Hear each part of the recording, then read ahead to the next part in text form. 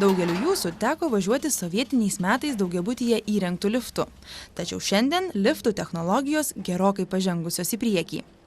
Vieni moderniausių keltuvų šalyje įrengti dangoraižyje Vilniuje, dešiniajame Neries krante.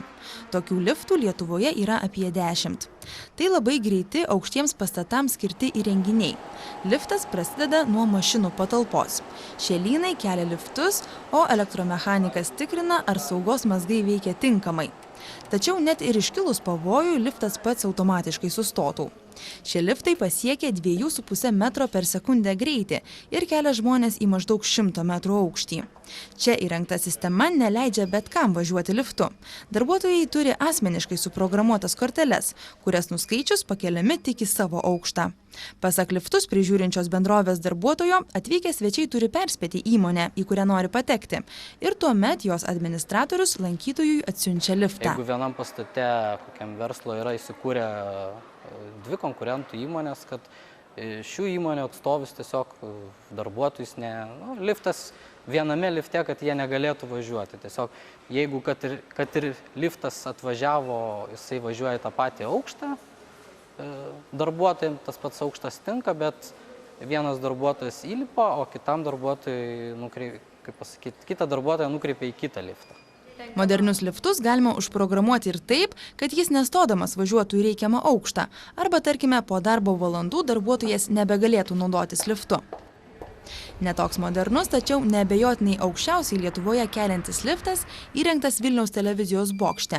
Juo galima užkilti apie 60 aukštų. Per mažiau nei minutę lankytojai pakyla į viršuje esančią apžvalgos aikštelę, pavadintą Paukščių taku, iš kurios atsiveria miesto panorama. Tai vienas greičiausių liftų šalyje. Per sekundę jo kabina pakyla 2 aukštus. Į viršų šaunantį liftą pajunta ir kūnas. Tuoj pradėjus kilti užgula ausis. Tai jau 3. televizijos bokšto liftas. Tiesa, pirmąjį teko pakeisti jam dar net nepradėjus veikti. Tuomet prieš 30 metų keltuvą įrengė inžinierius iš Austrijos.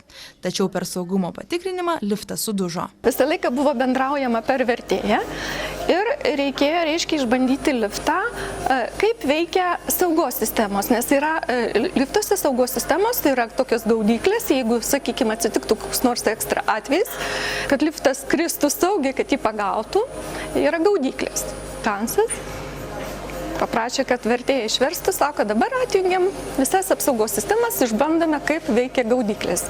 Ir įvyko kažkoks tai nesusipratimas, ar neteisingai išvertė mechanikam, meistram vertėją ir buvo atjungtos visos apsaugos sistemos tame tarpe ir gaudyklės. Ir vienas liftas iš 30 metrų aukščio krito ir sudužo.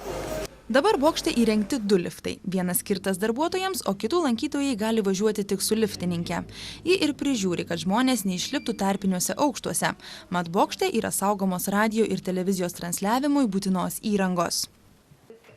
Yra standartiniai klausimai, kokie aukšti, koks greitis lifto ir kaip nusileis žemyn, kaip įsikvies patys, ar reikės laukti. Mes iškart perspėjom, kad reikia kreiptis į padavėją ir į barmeną ir jie iškviečia liftą. Tai nėra, kad reikėtų laukti. Lankytojai kyla ir leidžiasi, kaip tik nusiperka bilietą arba viršuje, kai tik sugalvoja, kad jiems jau laikas leistis. Moteris prisimena, kad sovietiniais metais liftas lankytojus keldavo ir leisdavo žemyn tik nustatytomis valandomis. Žmonės čia ateidavo su asmens dokumentais pagal iš anksto sudarytą sąrašą. 29 metus liftininkė dirbanti ponia Janina sako, kad dar šiandien tenka raminti į viršų keliamus žmonės. Būna tokių, kurie bijo, bet tai yra mažuma. Ką tada darote? Keliu. Už rankos paėmus keliu, vaikus ant rankų paėmus keliu. Pučiant stipresniam vėjui, televizijos bokšto liftai sustabdomi. Šachtoje susidaręs stiprus skersvėjis gali pavojingai įsiūbuoti lynus. Todėl kartais Paukščių tako lankytojams tenka ilgiau užtrukti viršuje.